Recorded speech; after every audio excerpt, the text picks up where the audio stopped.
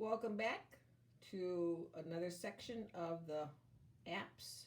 So today we're going to the MySewMonitor app right there, and that's what it's going to look like on your tablet or your phone.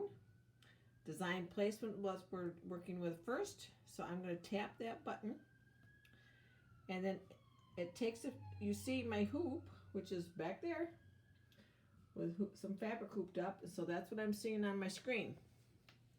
So this is going to help us position stuff. This picture is going to show up on my sewing machine. This is so cool.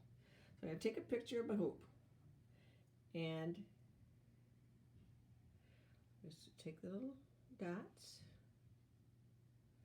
into my corners. Looks pretty good. And that has now captured my hoop. This is, I have my 200 by 200 hoop on, and it told me 180 by 130, so I guess I better fix that a minute.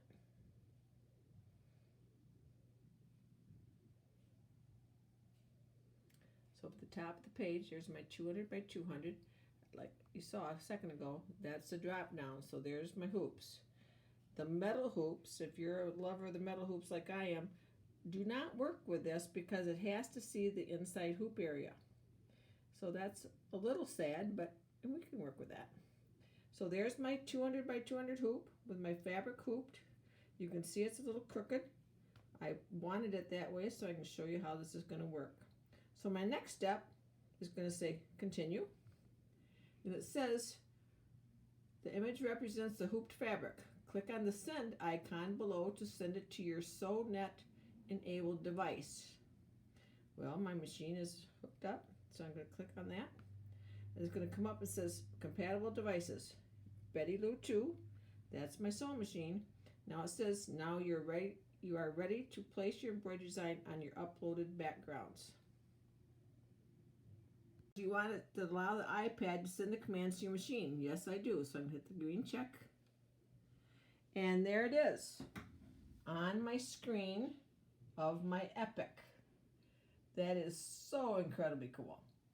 So now I can, when I start to design, I can see exactly where I'm designing. So I'm going to put a name up in here, or maybe down in here. We'll see. So I'm going to go to my alphabets. And I'm going to go to Mesa 30. I'm going to type in Piper. That is my great-granddaughter's name. Hit the check. And I'm going to bring Piper, oops, get that out of there a second. Piper down to here. So if I come in on that, you can see that the P is right at the top, but it kind of goes downhill because my fabric's not hoop straight. So how do I remedy that? I'm going to go to my rotate. I'm going to use my arrows. Just rotate. Oops, not that way, Carol. I'm going to rotate that up just a little bit. Let's go up and look at it. Oh, it looks a little high now. And I think that looks pretty good. But now that I look at that, I think, boy, that font's a little too big for that area. So if I go to my editing tab, my font shows up. And so if I say, you know, that was Mesa 30, I could go to Mesa 20, just hit the check mark, and there Piper is in 20. I could go to a different font even if I wanted to. I just don't like that font. But I can bring that up there and I think, boy, that looks pretty good. Now, there's my center mark right there. And so I think it looks pretty good. If I wanted to, I could click on this button and tell it 0, 0, dead center. Maybe okay. I was going to put it up there, and then I realized I didn't have much space up there, so I didn't mark a center mark down here. But if I kind of look down, it probably's over a little bit, but that I could play with. I was just more concerned with showing you how this app works.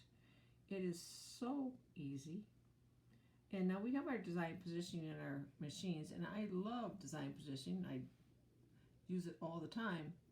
But being able to put my hooped area on my screen makes design positioning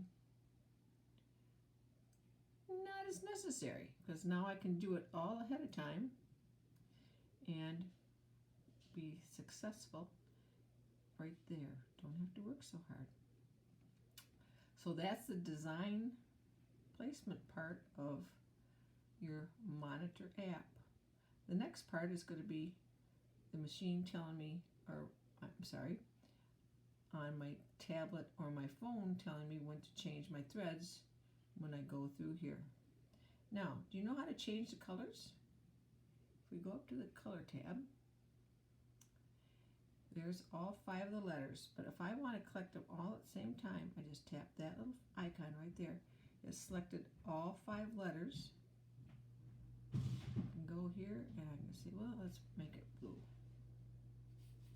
So quick and easy, I can change all 5 letters to a different color. Thanks for watching.